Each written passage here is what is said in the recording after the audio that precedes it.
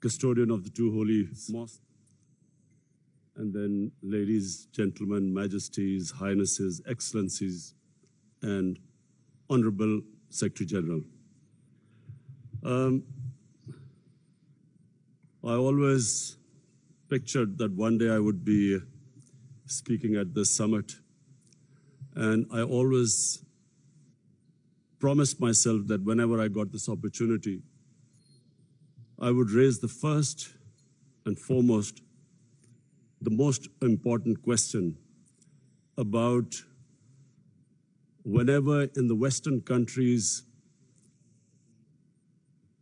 people blaspheme our Prophet, peace be upon him, I always felt that the response from the Muslim Ummah, the OIC, I always felt it was lacking. And therefore I wanted to use this platform that the OIC owes a responsibility. Us heads of the states, we have a responsibility to the Muslim world. When anyone in the Western world blasphemes our Prophet, peace be upon him, it is a failure of the OIC that we have not been able to explain to the Western countries that the love and affection that we feel for our Holy Prophet, that how he lives in our hearts. It was up to us to explain to the Western people that the amount of pain they cause us when they ridicule or mock our Holy Prophet. And we must know that in the West, people do not treat religion the way the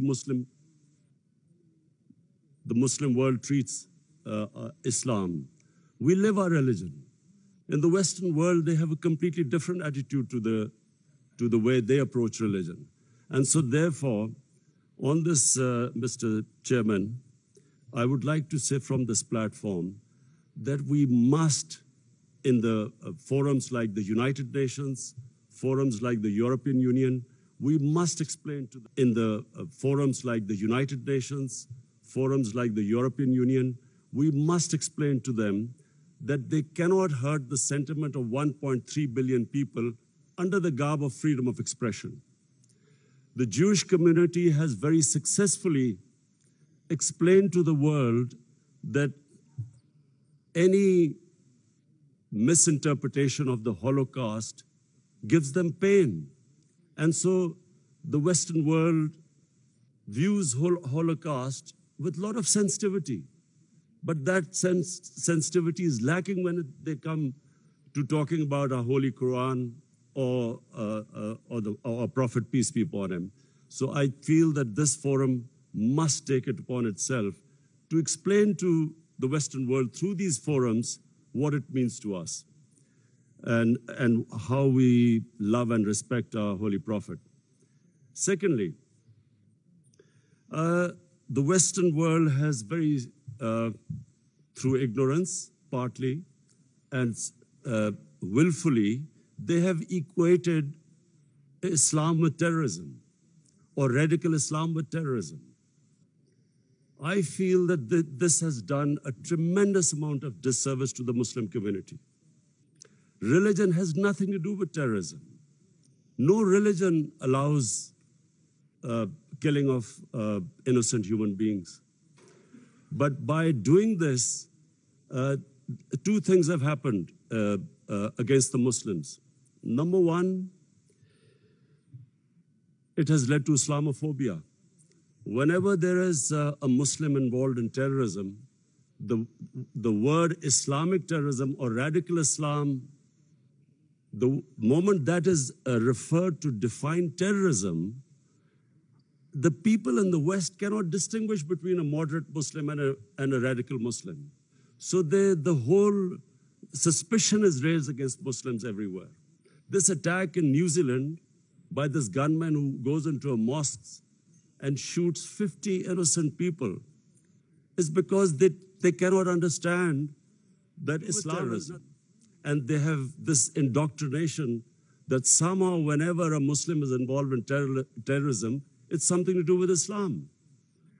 Before 9/11, 80% of the suicide terrorist attacks were by Tamil tigers. But no one blamed Hinduism for it, and quite rightly, because religion had nothing to do with it. It was a political struggle. When the Japanese in the Second World War indulged in kamikaze pilots who blew themselves up on American ships, but no one blamed the Japanese religion for it. So this is my second point. I feel that it causes Islamophobia because we, the heads of Muslim states, have not been able to explain to the West, not powerfully enough, that Islam has nothing to do with terrorism. Political struggles have everything to do with terrorism. And the second disadvantage which the Muslim world has as a result of this, I'm afraid is that Muslim freedom struggles or Muslim freedom political struggles are delegitimized when they are termed as because of Islamic radicalism. For instance, after 9/11, the people of Kashmir have been conducting a political struggle for their freedom. But after 9/11, it was oppressed, calling it Islamic radicalism and Islamic terrorism. Similarly, the Palestinians.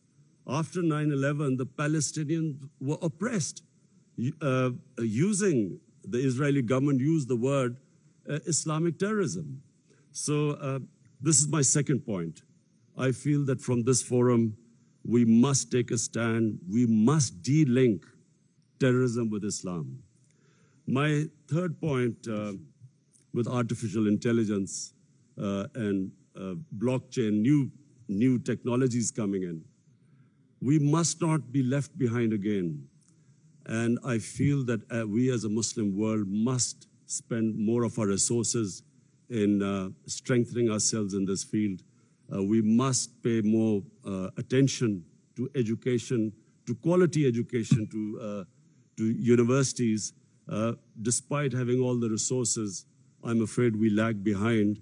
And I think from the OIC platform, it would be a good opportunity for us to concentrate on spending more on science and technology.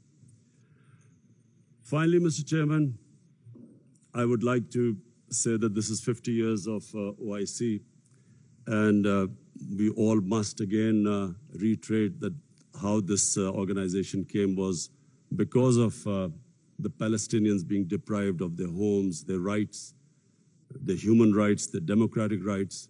And so we reiterate again that there is no solution but a two-state solution in Palestine. East Jerusalem must become the capital of for the Palestinian people.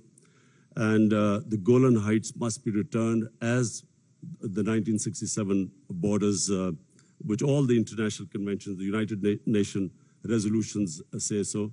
Similarly, I feel that in Kashmir, the people of Kashmir again have not been given their right to self-determination, as was guaranteed by the world community in 1948 through a UN resolution.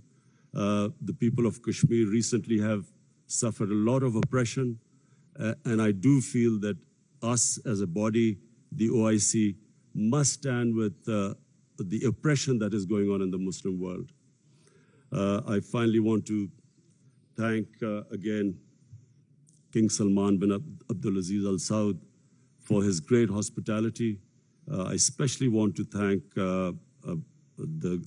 we had the great opportunity to go into to visit the Rawza Rasul in Medina yesterday, and from me and my delegation, we want to say that it gave us the greatest happiness and pleasure to be able to visit the mosque. Thank you very much.